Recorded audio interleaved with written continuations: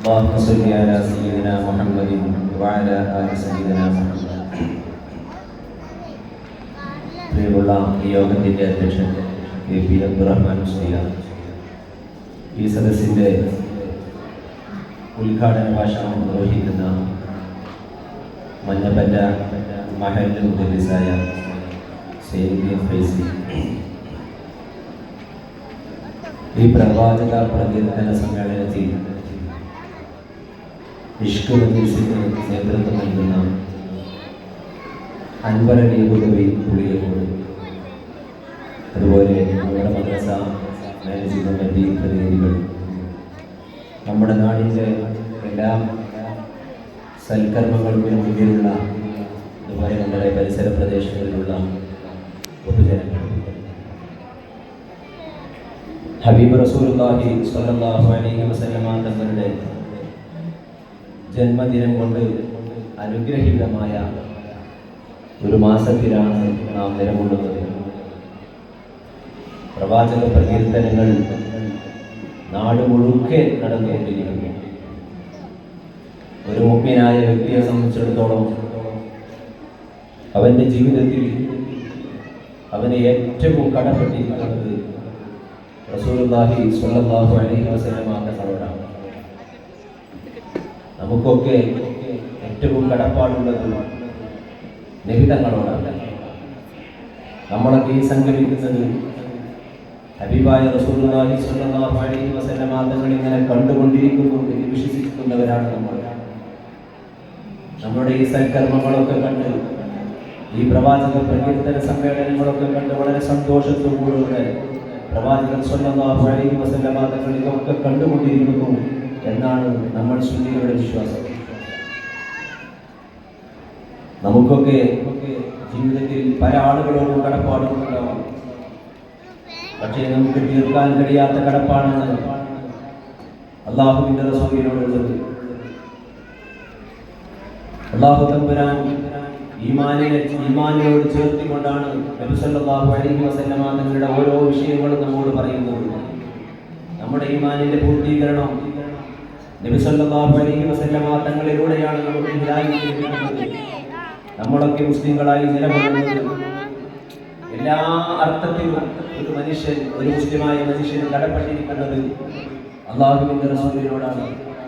ആ പ്രവാചകരെ പൂർണ്ണമായി നമ്മളുടെ ശരീരത്തെക്കാളും നമ്മൾ എന്തൊക്കെ വലുതായി കാണുന്നോ അതിനേക്കാളൊക്കെ നബി തങ്ങളെ നമ്മൾ സ്നേഹിക്കുമ്പോൾ മാത്രമേ നമ്മുടെ ഈമാൻ തന്നെ പൂർണ്ണമാകുന്നുള്ളൂ. അല്ലാഹു ഒരുപാട് അമലുകളെ കുറിച്ച് പറയുമ്പോഴും ഞാൻ ആ അമല് ചെയ്യുന്നുണ്ട്, അതുകൊണ്ട് നിങ്ങളും ആ അമല് ചെയ്യണം എന്ന് അല്ലാഹു പറഞ്ഞിട്ടുണ്ടെങ്കിൽ നബി സല്ലല്ലാഹു അലൈഹി വസല്ലമ തങ്ങളുടെ മേലുള്ള സ്വലാത്ത് ചൊല്ലിക്കൊണ്ടാണ്, സ്വലാത്ത് ചെല്ലാനാണ് ഞാൻ ചൊല്ലുന്നത് കൊണ്ട് നിങ്ങളും ചൊല്ലണം, മലായികത്ത് ചൊല്ലുന്നത് കൊണ്ട് നിങ്ങളും ചൊല്ലണം എന്ന് നമ്മോട് കൽപ്പിക്കുന്ന ഒരു ആരാധനയാണ് ഹബീബായ റസൂലുള്ളാഹി സ്വല്ലല്ലാഹു അലൈഹി വസല്ലമ തങ്ങളുടെ മേലുള്ള സ്വലാത്ത്. നമുക്ക് നിസ്കാരത്തിൽ ആരോട് സംസാരിച്ചാലും നമ്മുടെ നിസ്കാരം ബാത്തിലായി പോകും. പക്ഷേ അസ്സലാമു അലൈക അയ്യുഹൻ നബി എന്ന് നബി തങ്ങളെ അഭിസംബോധന ചെയ്ത് സംസാരിക്കുന്നില്ലെങ്കിൽ നമ്മുടെ നിസ്കാരം ബാത്തിലായി പോകും. ഇത്രമേൽ വലിയ സംഗതിയാണ് ഹബീബായ നബി സല്ലല്ലാഹു അലൈഹി വസല്ലമ തങ്ങളുടെ ഓരോ സംഗതികളും അല്ലാഹു തആല നമുക്ക് പരിചയപ്പെടുത്തുന്നു, നമുക്ക് കാണിച്ചു തരുന്നു. ജീവിതത്തിൽ പ്രയാസങ്ങളായിരുന്നു നിമിത്തങ്ങൾ പൂർണ്ണമായി സഹിച്ചു, ഒരുപാട് പ്രയാസങ്ങൾ സഹിച്ചു. അപ്പോഴും ഈ നമ്മുടെ ഉമ്മത്തിനെ, നമ്മുടെയൊക്കെ രക്ഷയ്ക്ക് വേണ്ടി നബി സല്ലല്ലാഹു അലൈഹി വസല്ലമ തങ്ങൾ കഠിനാധ്വാനം ചെയ്യുകയായിരുന്നു. അതുകൊണ്ട് തന്നെ നമുക്ക് ഒരുപാട് കടപ്പാട് ഹബീബായ റസൂലുള്ളാഹി സ്വല്ലല്ലാഹു അലൈഹി വസല്ലമ തങ്ങളോട്. നമ്മളൊക്കെ ജീവിതത്തിൽ അനുഭവിക്കുന്ന ഏതൊരു പ്രയാസം, നമ്മളെല്ലാവരും കൂടെ അനുഭവിച്ച ഓരോ പ്രയാസങ്ങൾ എഴുതി നോക്കിയാലും ഓരോ പ്രയാസങ്ങളും നബി സല്ലല്ലാഹു അലൈഹി വസല്ലമ തങ്ങൾ സഹിച്ചിട്ടുണ്ടാകും. ഒരു പിതാവില്ലാതെ ജനിക്കുക എന്നത് നമ്മളൊക്കെ നമ്മുടെ സാമൂഹിക അന്തരീക്ഷത്തിൽ കാണുമ്പോൾ വലിയ പ്രയാസമായി കാണുന്നു. എന്നാൽ നബി സല്ലല്ലാഹു അലൈഹി വസല്ലമ തങ്ങൾ പിതാവില്ലാതെയാണ് ജനിക്കുന്നത്. ഒരു പിൻചോമനയായിരിക്കെ മാതാവിന്റെ കൂടെ അബവ എന്ന സ്ഥലം സന്ദർശിച്ച് തിരിച്ചു വരുമ്പോൾ 6 വയസ്സ് മാത്രമുള്ള നബി സല്ലല്ലാഹു അലൈഹി വസല്ലമ തങ്ങളുടെ മടിയിൽ തലവെച്ചുകൊണ്ടാണ് നബി സല്ലല്ലാഹു അലൈഹി വസല്ലമ തങ്ങളുടെ പൊന്നുമ്മ മരണപ്പെടുന്നത്. ആ സംഗതിയൊക്കെ, ആ രംഗമൊക്കെ നമ്മളൊക്കെ ചിന്തിച്ചു നോക്കുമ്പോൾ എട്ടും പൊട്ടും തിരിയാത്ത പ്രായത്തിൽ ഹലീമത്തു സഅദിയ്യ റളിയല്ലാഹു തആല അൻഹയുടെ കയ്യിൽ നിന്ന് ഒരകൊടി കഴിഞ്ഞതിന് ശേഷം മകനെ സ്വീകരിച്ച് വളരെ കുറഞ്ഞ വർഷങ്ങൾ മാത്രം ജീവിച്ച് തന്റെ പൊന്നുമ്മയെ ആസ്വദിച്ചുകൊണ്ടിരിക്കുന്ന സമയത്ത് ആരുമില്ലാത്ത സ്ഥലത്ത്, കുടുംബക്കാരൊന്നുമില്ലാത്ത സ്ഥലത്ത് ഒറ്റയ്ക്ക് 3 പേർ മാത്രമുള്ള സമയത്താണ് നബി സല്ലല്ലാഹു അലൈഹി വസല്ലം തങ്ങളുടെ വഴിയിൽ വെച്ച് തന്റെ സ്വന്തം മാതാവ് വിട പറയുന്നത്. എത്രമേൽ ഭയാനകരമായ ഒരവസ്ഥയാണ്. 3 പെൺകുട്ടികളുടെയും 3 ആൺകുട്ടികളുടെയും ഖബറിലേക്ക് നബി സല്ലല്ലാഹു അലൈഹി വസല്ലം തങ്ങൾ മണ്ണ് വാരിയിട്ടുണ്ട്. സ്വന്തം മക്കൾ മരണപ്പെടുക എന്നത് വളരെ ഭീതിതമായ ഒരു സാഹചര്യമായി നമ്മൾ കാണുന്നു.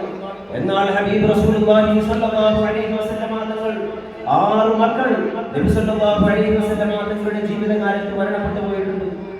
ഇങ്ങനെ നമ്മൾ ചിന്തിക്കുമ്പോൾ ലോകത്ത് അഷ്റഫുൽ ഖൽഖ് റസൂലുള്ളാഹി, ലോകത്തെ ഏറ്റവും വലിയ സൃഷ്ടിയായ, ഏറ്റവും ശ്രേഷ്ഠരായ സൃഷ്ടിയായ നബി സല്ലല്ലാഹു അലൈഹി വസല്ലം തങ്ങൾ ഇത്രയൊക്കെ പ്രയാസങ്ങളും മുസീബത്തുകളും ഒക്കെ സഹിച്ചിട്ടുണ്ടെങ്കിലും അപ്പോഴൊക്കെയും ഈ ഉമ്മത്തിന് വേണ്ടിയാണ്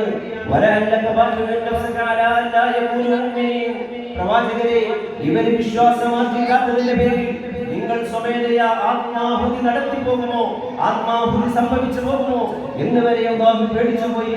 അത്രമേൽ വ്യസനമായിരുന്നു ഈ ഉമ്മത്തിന്റെ കാര്യത്തിൽ നബി സല്ലല്ലാഹു അലൈഹി വസല്ലം തങ്ങൾക്കുള്ളത്. നമുക്ക് ജീവിതത്തിലും ജീവിതത്തിന് ശേഷവും മഹ്ശറിലും ഒക്കെ നമുക്ക് രക്ഷപ്പെടാനുള്ള വഴി റസൂലുള്ളാഹി സ്വല്ലല്ലാഹു അലൈഹി വസല്ലം തങ്ങളാണ്. ആ പ്രവാചകനെ നമ്മുടെ മനസ്സിലേക്ക് നമ്മൾ കയറ്റിയിരിക്കേണ്ടതുണ്ട്.